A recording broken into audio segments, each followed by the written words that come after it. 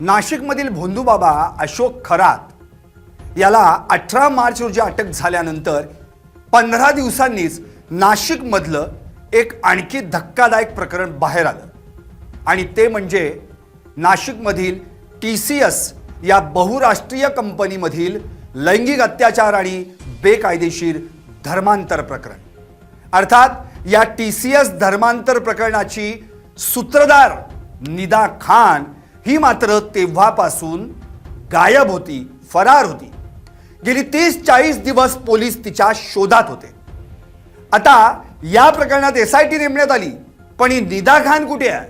त्या दरम्यान तिनं बेल देखील अर्ज केला जामीन मिळावा यासाठी, पण तो जामीन अर्ज देखील तिचा फेटाळण्यात आला आणि मग मात्र काल नाशिक आणि छत्रपती संभाजीनगर यांनी संयुक्त कारवाई केली आणि या पोलिसांच्या हाती निदा खान लागली। आता या निदा खानला नाशिक कोर्टानं 11 मे पर्यंत पोलीस कोठडी सुनावली आहे। पण इतके दिवस निदा खान होती कुठं?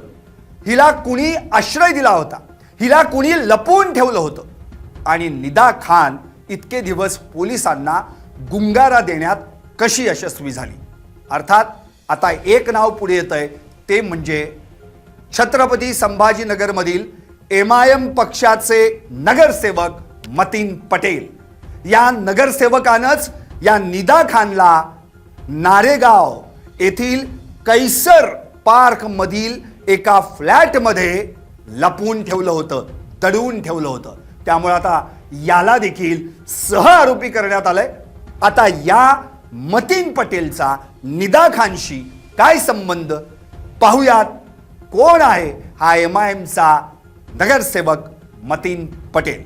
नमस्कार, मी संदीप आणि तुम्ही पाहताय LS मराठी।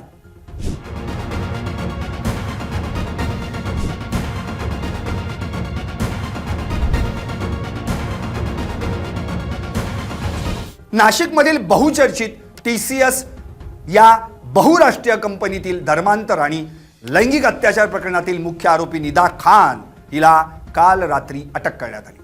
आता धक्कादायक माहिती अशी आहे की गेल्या 40 दिवसांपासून फरार असलेल्या या निदा खानला छत्रपती संभाजीनगरमध्ये लपवून ठेवण्यासाठी MIMच्या एका नगरसेवकानं मदत केली होती। आता हा नगरसेवक तरी कोण? हा आहे मतीन पटेल। या प्रकरणी नाशिक पोलिसांनी मतीन पटेल याला नोटीस देखील बजावली आहे आणि त्याचा मोबाईल देखील जप्त केला आहे। ती ज्या फ्लॅटवर राहत होती तो फ्लॅटच या मतीन पटेलनं विकत घेतला होता। निदा खान 5 दिवसांपासून छत्रपती संभाजीनगरमध्ये होती। ती या नगरसेवकाच्या संपर्कात आली आणि मग निदा खान छत्रपती संभाजीनगरमधील 2 महिन्यांपूर्वी नारेगाव येथील कैसर पार्क परिसरात या नगरसेवकानं जो फ्लॅट विकत घेतला होता त्यामध्ये राहत होती। आता हा सगळा छडा पोलिसांनी लावला आणि मग या इमारतीवर, या घरावर पाळत ठेवून पोलिसांनी या निदा खानला अटक केली। नाशिक पोलिसांनी तातडीनं छत्रपती संभाजीनगर पोलिसांशी संधान साधलं, त्यांना कळवलं आणि मग संयुक्त कारवाईच्या माध्यमातून नाशिक गुन्हे शाखा आणि स्थानिक पोलिसांच्या संयुक्त पथकानं सलग 2 दिवस या इमारतीवर पाळत ठेवत पूर्णपणे खात्री पटल्यानंतर काल मध्यरात्री छापा टाकला आणि निदा खानला ताब्यात घेतलं।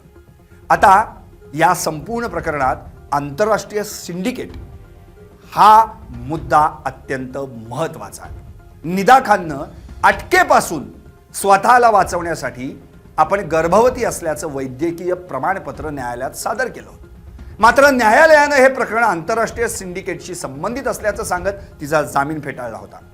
आता तिच्या अटकेनंतर या प्रकरणातील आर्थिक व्यवहार, परकीय निधी, ज्याला आपण फॉरेन फंडिंग म्हणतो, आणि धर्मांतराचं जाळं यावर प्रकाश पडण्याची शक्यता आहे। 2 आरोपींना मुळातच या प्रकरणात जे आहेत त्यांना आज कोर्टात हजर करण्यात आलं। नाशिकमधील TCS कंपनीतील लैंगिक अत्याचार आणि धर्मांतर प्रकरणात महत्त्वाची घडामोड हीच की आरोपी शाहरुख कुरेशी आणि रझा मेमन यांना पुढील गुन्ह्याच्या तपासासाठी न्यायालयीन कोठडीतून पुन्हा ताब्यात घेण्यात आले।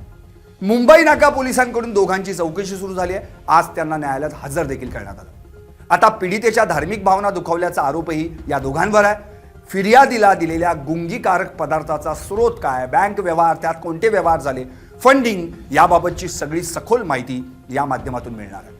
खरं तर निदा खान संभाजीनगरमध्ये सापडणं हे सर्वात मोठं षडयंत्र असल्याचं भाजपचे आमदार गोपीचंद पडळकर यांनी म्हटलंय. त्यांनी एवढंही म्हटलंय की सातत्यानं जिहादी प्रवृत्ती डोकंवर काढतीये. नाशिकमधील कॉर्पोरेट जिहादचं प्रकरण पोलिसांनी अत्यंत लक्षपूर्वक आणि काळजीपूर्वक बाहेर काढलंय. या प्रकरणातील मास्टर माइंड निदा खान हिला संभाजीनगरमधून अटक केली आहे. इम्तियाज जलील यांनी याच निदा खानचं समर्थन केलं होतं, तिला पाठिंबा दिला होता. निदा खान जी गेले काही दिवसापासून फरार होती, या सगळ्या गोष्टीचा मास्टरमाइंड ती होती आणि सातत्यानं पोलीस प्रयत्न करत होते. काल संभाजीनगरमधून निदा खानला अटक केली आहे. निदा खानला अटक केली, परंतु निदा खानचं समर्थन मागच्या काही दिवसामध्ये इम्तियाज जलीलनी केलं आणि काल संभाजीनगरमध्ये ती सापडणं, नगरसेवकाचा तिला पाठबळ असणं, तर या सगळ्या प्रकरणामध्ये इम्तियाज जलील यांचा मुख्य रोल असणार आहे आणि त्याचा तपास पोलिसांनी करावा अशी मागणी आमची नाशिक पोलिसांच्याकडे आहे. यांची प्रवृत्ती कशी आहे बघा.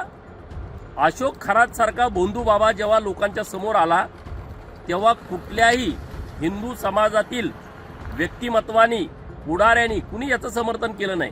त्याला जेलमध्ये टाका किंवा त्याला कुणी दडवून ठेवला नाही. दुसऱ्या बाजूला निदा खान सारखा जेव्हा विषय पुढे येतो तेव्हा इम्तियाज जलील आणि त्यांचे सगळे सहकारी उघडपणे भूमिका घेतात. संभाजीनगरमध्ये निदा खान सापडणं म्हणजे याच्या पाठीमागं मोठं षडयंत्र असण्याची शक्यता आहे. पोलिसांनी इम्तियाज जलील आणि त्यांचे जे नगरसेवक MIMचे आहेत त्यांची चौकशी करून त्यांना या गुन्ह्यामध्ये आरोपी करावं अशी आमची मागणी. आज यावर शिवसेनेचे मंत्री संजय शिरसाट यांनी स्पष्टपणे इम्तियाज जलील यांची या संदर्भामध्ये सीबीआयकडून चौकशी व्हायला पाहिजे असं म्हटलंय.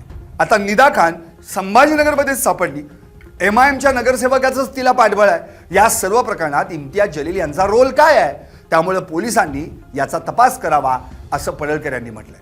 भोंदू खरात प्रकरणात जसं हिंदू समाजानं त्याला जेलमध्ये टाकण्यापासून रोखलं नाही, तसंच निदा खान प्रकरणात इम्तियाज जलील आणि त्यांचे सहकारी तात्काळ उघडपणे भूमिका घेत आहेत. निदा खान संभाजीनगरमध्ये सापडणं म्हणजे यामध्ये मोठं षडयंत्र आहे.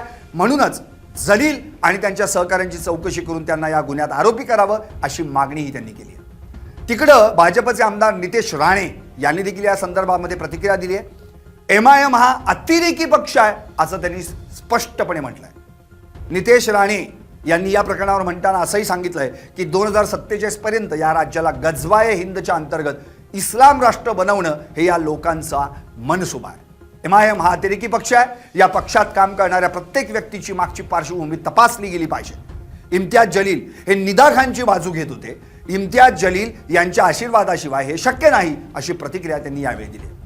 आता निदा खान प्रकरणात नाशिक पोलिसांची मोठी कारवाई झाल्यानंतर खरं तर या नाशिक रोड पोलिसांनी निदा खानला ताब्यात घेऊन कोर्टात हजर केलं आणि 11 मे पर्यंत पोलीस कोठडी सुनावण्यात आली. बलात्कार, धर्मांतर आणि अॅट्रॉसिटीच्या गुन्ह्यात सहआरोपी असलेल्या निदा खानला आश्रय दिल्याचा आरोप करत पोलिसांनी संभाजीनगरमधील MIMचे नगरसेवक मतीन पटेल यांना सहआरोपी केलंय. आता या प्रकरणी मतीन पटेल यांच्या विरोधात नाशिकमध्ये BNS कलम 249 अंतर्गत गुन्हा देखील दाखल करण्यात आलाय. पोलिसांकडून तपास देखील सुरू आहे. आता प्रश्न पडलाय की कोण आहे हा MIMचा नगरसेवक मतीन पटेल? जाणून घेऊयात ग्राफिकच्या माध्यमातून. निकटवर्तीय म्हणून ओळख. महापालिका निवडणुकीत MIM कडून प्रभाग क्रमांक 9 मधून उमेदवारी. या निवडणुकीत मतीन पटेल यांनी कलीम कुरेशी यांचा केला पराभव. मतीन पटेल आणि त्यांची बहीण दोघेही नगरसेवक म्हणून निवडून आले. निवडणुकीपूर्वी मतीन पटेल यांचा एका महिलेसोबतचा आक्षेपार्ह व्हिडिओ व्हायरल. महापालिका निवडणुकीदरम्यान त्यांच्यावर विविध आरोप.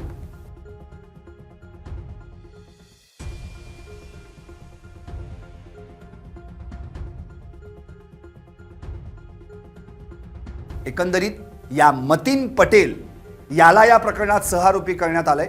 आता हे धागेदोरे कुठपर्यंत जोडले जात आहेत? इम्तियाज जलील यांचा जर निकटवर्तीय म्हणून मतीन पटेल असेल आणि त्याच्या आधीच निदा खान फरार असताना जर इम्तियाज जलील निदा खानला उघड उघड पाठिंबा देत असतील तर इम्तियाज जलील यांचं या संपूर्ण प्रकरणाशी कनेक्शन काय आहे? MIMच्या मतीन पटेलनं निदा खानला आसरा का दिला? मतीन पटेल आणि TCS प्रकरण याचे लागेबांधे काय आहेत? या सगळ्या प्रश्नांची उत्तरं निश्चितच SITच्या हाती लागल्याशिवाय राहणार नाही. तुम्हाला काय वाटतं? व्हा व्यक्त आणि पाहत रहा LS मराठी.